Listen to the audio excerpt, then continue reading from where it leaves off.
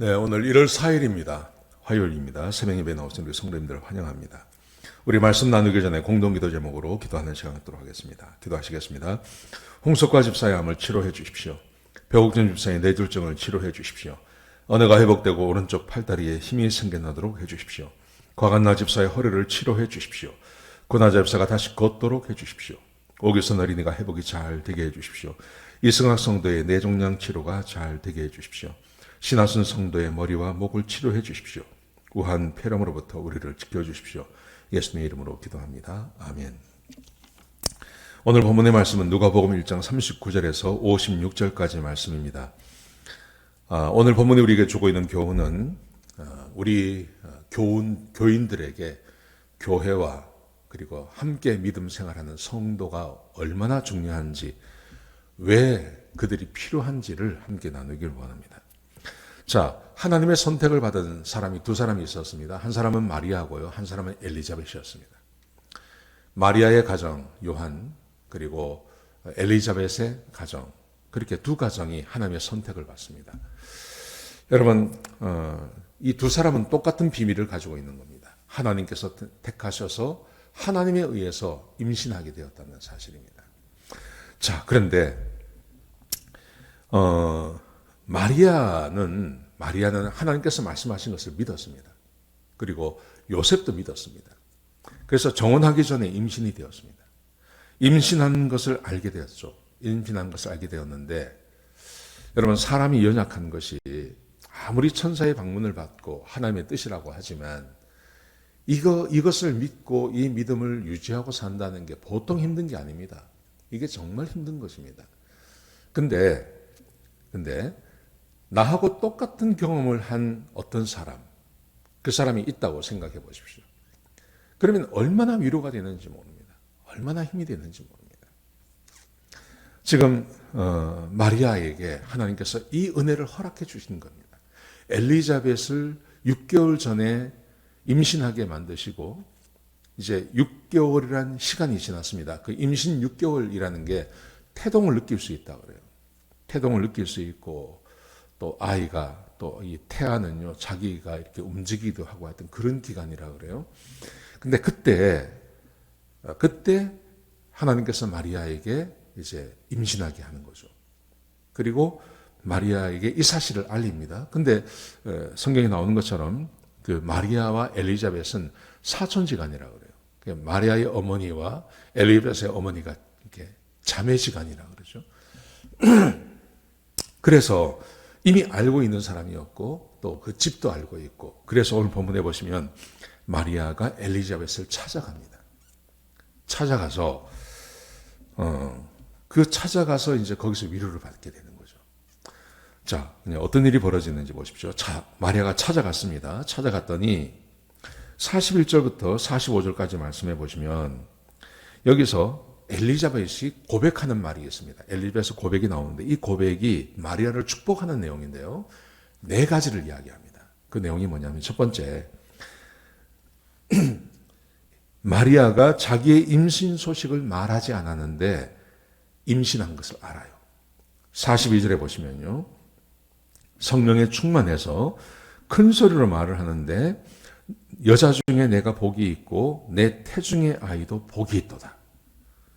엘리자벳이 마리아를 보자마자 이 말을 하는 겁니다. 마리아가 엘리자벳에게 자기의 임신 소식을 들려준 게 아닙니다. 마리아가 찾아오니까 성령 충만이 이루어졌습니다. 성령이 충만해지니까 엘리자벳이 첫 번째 한 말이 내 태중의 아이가 복이 있도다. 그리고 여자 중에 내가 복이 있도다. 임신 사실을 아는 거예요. 이게 얼마나 놀라운 사실입니까? 이 마리아가 얼마나 위로가 될까요? 자기 혼자 하나님의 이렇게 방문을 이렇게 받아서 이런 일이 벌어졌다고 생각했는데 자기가 임신한 걸 알고 있는 겁니다. 얼마나 힘이 될까요? 두 번째 보시면, 내 주의 어머니가 내게 나오니 이 어찌된 일인가? 이 당시에 엘리자벳과 마리아가 사촌지간이라고 하지만 나이가 굉장히 차이가 납니다. 임신이 못한다고 했으니까 적어도 한 50대는 되었을 거고요. 마리아는 10대거든요. 나이가 상당히 차이가 나는데, 그런데 이 엘리자벳이 내 주의 어머니라고 해요. 어떤 의미냐면 예수님이 하나님이라는 걸 알고 있다. 그냥 임신 소식만 알고 있는 게 아니라 마리아가 임신한 그 아이가 하나님이다 하는 걸 알고 있습니다. 그래서 내 주라고 고백을 하는 겁니다. 세 번째 44절에 보시면 보라 내 무난한 소리가 내 귀를 들릴 때 아이가 내 복중에서 기쁨으로 뛰놀았다. 자기만 아는 게 아니라 벽중에 있는 침례 요한이 기뻐서 뛰도는 걸 느꼈다는 겁니다. 그래서 이걸 이야기하고 있는 겁니다. 아이도 알고 있다. 참 놀라운 일이죠. 아이도 알고 있습니다. 그리고 이제 마지막으로 45절에 보시면 주께서 하신 말씀이 반드시 이루어지리라고 믿은 그 여자가 복이 있도다. 그리고 엘리자벳이 마리아에게 복을 축복하는 거예요. 그러니까 마리아가 한 말을 알고 있는 겁니다. 내 주께서 하신 말씀이 반드시 이루어지리라고 믿은 그 여자가 주의 여종이오니 주의 뜻대로 하옵소서. 이루어지이다 하고 하나님 말씀을 믿지 않았습니까? 하나님 말씀 믿은 것이 복되다. 그러니까 엘리자벳이 다 알고 있는 거예요. 임신 사실도 알고 있고 그분이 하나님에 의해서 잉태된 사람이라는 것도 알고 있고 그리고 마리아가 고백한 것까지 다 알고 있는 거예요. 성령이 충만케 되시니 엘리자벳이 이 고백을 하는 겁니다. 여러분, 이 마리아가 얼마나 큰 은혜를 받았을까요? 얼마나 큰 위로를 받았을까요?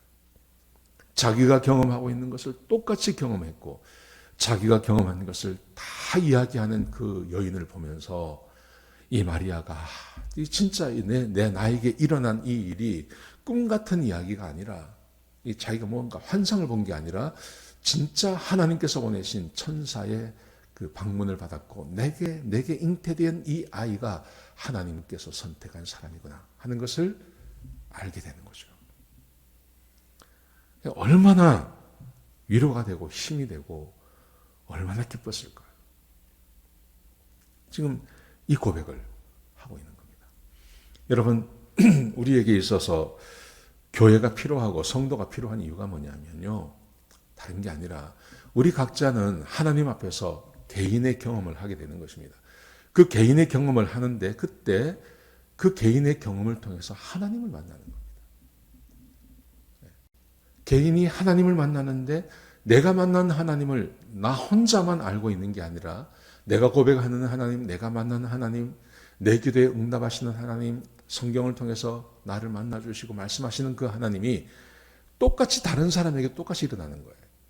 그 사람에게도 하나님께서 말씀하시고 하나님께서 기도에 응답해 주시고 만나주시고 또 구원의 은혜가 임하게 하시고 내가 경험하는 하나님을 다른 성도가 똑같이 경험하고 함께 만나서 이야기했을 때 내 신앙의 고백과 그 사람의 신앙의 고백이 똑같은 겁니다.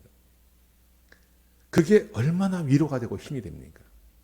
여러분 세상 어느 곳에 가서 내가 만난 하나님을 이야기하고 내가 받은 은혜를 이야기하고 내 하나님에 대해 이야기할 때 그 들어주는 사람이 어디 있습니까? 안 들어줍니다. 오히려 이상하게 바라보죠. 근데 우리가 교회에서 함께 만나서 내 믿음을 이야기하고 내 은혜를 이야기했을 때 거기에 맞장구 쳐주고 같이 나도 그런 은혜를 받았다고 이야기하는 사람, 그 사람이 교회 안에 있는 겁니다. 그래서 교회 안에의 이 교제는 항상 이런 교제가 되어야 됩니다. 세상에 가도 만날 수 있고 세상에서도 할 수 있는 이야기를 나누는 것이 아니라 교회 안에서는 이 지금 마리아와 엘리자벳과의 관계 안에서 두 사람이 보이는 이것, 서로 하나님께 받은 은혜를 서로 나누는 이 은혜, 이게 교회와 성도가 나에게 중요한 이유가 되는 거죠. 우리의 믿음을 더 견고하게 해주고 우리의 믿음을 더 세워주는 그 은혜가 우리에게 있는 겁니다. 자, 엘리자벳이 이렇게 고백을 하니까 마리아도 똑같은 고백을 합니다. 47절부터 55절까지 말씀해 보시면 47절에서 기쁨이 있죠. 기뻐합니다. 보세요. 47절. 내 영혼이 주를 찬양하며 내 마음이 하나님 내 구주를 기뻐하면 마음에 기쁨이 생겼어요. 그렇지 않습니까? 얼마나 불안했을까요? 이 어린 소녀가. 그런데 엘리자벳의 그 위로와 그 격려와 그 축복의 말을 들으면서 마음에 기쁨이 생긴 겁니다. 마음이 기뻐졌어요.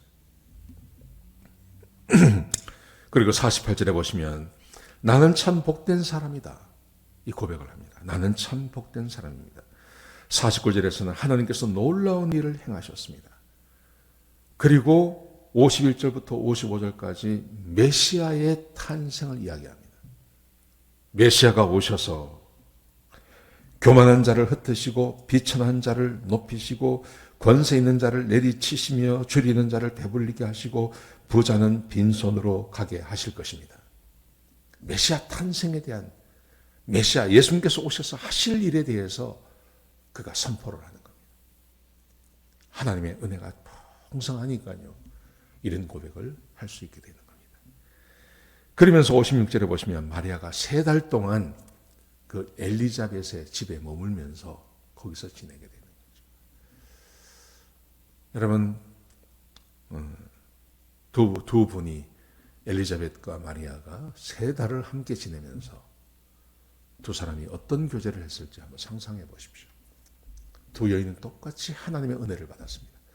하나님의 은혜를 똑같이 받고 그 받은 은혜를 서로 나누면서 3달을 함께 지내며 지냈다. 얼마나 큰 은혜가 있었을까요? 저는 오늘 이 주신 말씀이 우리 교회에 그대로 적용이 되었으면 좋겠습니다. 우리 교회는 믿음을 함께 나누고 믿음의 경험을 함께 나누고 내가 받은 하나님의 은혜를 함께 나누는 그런 교제의 장소가 되었으면 좋겠습니다. 그냥 사람들의 모임만이 아니라요. 내가 하나님께 받은 은혜, 최근에 받은, 일주일 전에 받은 하나님의 은혜를 함께 공유하고 함께 나누고 거기서 힘을 얻고 능력을 얻는 그런 교회가 되었으면 좋겠습니다. 올 한 해 여러분의 교제의 계획을 세우실 때 내가 교회 가서 내가 받은 은혜를 함께 나누고 그렇게 은혜를 나누는 사람과 함께하는 교회가 되었으면 좋겠다 하는 마음을 가지시기를 주의 이름으로 축복합니다. 기도하시겠습니다. 아버지 하나님 귀한 말씀 주셔서 감사합니다. 하나님 축복해 주시고 도와주옵소서. 하나님 우리가 받은 은혜를 함께 나누는 또 은혜를 공유하는 교회가 될 수 있도록 축복하여 주옵소서. 주님 감사합니다. 예수님의 귀하신 이름으로 간절히 기도드렸습니다. 아멘.